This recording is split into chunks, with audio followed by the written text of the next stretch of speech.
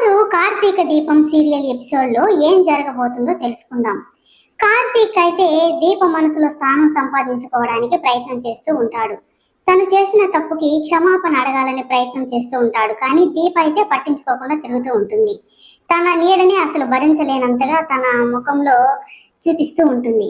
సుమిత్ర అయితే తన కూతురుతో సమానంగా దీపకి కూడా కేక్ కట్ చేయించి బర్త్డే ఫంక్షన్ జరిగిన తర్వాత అందరూ కలిసి గుడికి వస్తారు.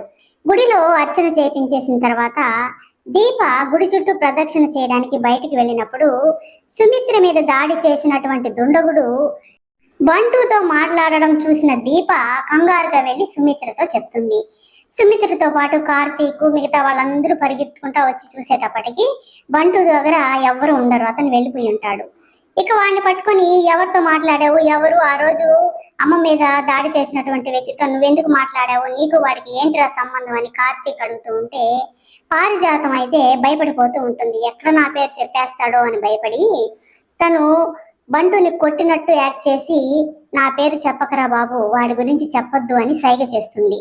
బంటు అయితే వాడెవరో నాకు నిజంగా తెలియదు కార్తీక్ బాబు, నేను నా భార్య ఫోన్ చేస్తే నేను మాట్లాడుతూ ఉంటే వాడొచ్చి హాస్పిటల్కి అడ్రస్ అడిగాడని చెప్పడంతో అందరూ అక్కడి నుంచి వెళ్ళిపోతారు. దీప మాత్రం వాడి సాయి అనుమానంగానే చూస్తూ ఉంటుంది. వాడైతే మనసులో అనుకుంటాడు, ఈ దీప వల్ల నాకు ఎప్పటికైనా ప్రమాదమే, దీన్ని చంపేస్తే బెటర్ అని అనుకుంటాడు.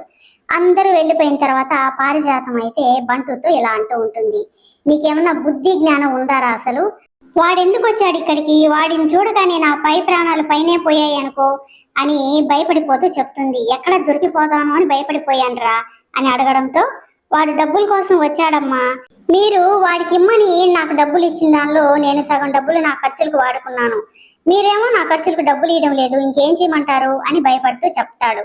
పారిజాతం అయితే కోపంతో కక్కుర్తి వెధవ, ఇలాంటి వాళ్ళ దగ్గర అప్పు పెట్టకూడదురా, మన కొంప ముంచుతారు అని చెప్పి తిట్టి డబ్బులు తీసుకొచ్చిస్తాను వాడి ముఖాన్ని కొట్టు అని చెప్తుంటే వాడిని చూసింది ఆ దీప ఒక్కటే కదా, వెనక ముందు లేని దాన్ని చంపేయమంటారా అని అడుగుతాడు బంటు. నోరు మూసుకోరా కక్కుర్తి వెధవ, దాని సంగతి మళ్ళీ చూద్దాంలే కానీ ముందు డబ్బులు తీసుకెళ్లి వాడి ముఖాన్ని కొట్టు అని చెప్తుంది పారిజాతం. సుమిత్ర అయితే దీపను చూసి దీప మనసులో ఏముందో తెలుసుకోవాలి, తన కష్టాన్ని పోగొట్టాలి, పైకి మాత్రం ఎంతో ప్రశాంతంగా కనిపించే దీప లోపల చాలా సమస్యలు ఉన్నట్లు కనిపిస్తున్నాయి అనుకుని దీప బాధకు కారణం ఏంటో తెలుసుకోవాలి, తన భర్త కూడా ఎక్కడున్నాడు ఏంది అనేది తెలుసుకోవాలి అని అనుకుంటుంది. దీప వాళ్ళ ఊర్లో అయితే దీప ఇంటిని వేలం వేయాలని అప్పు ఇచ్చిన మల్లేసు గొడవ పెడుతూ ఉంటాడు. ఆ ఊరి ప్రెసిడెంట్ గారైతే సర్ది చెప్తూ ఉంటాడు.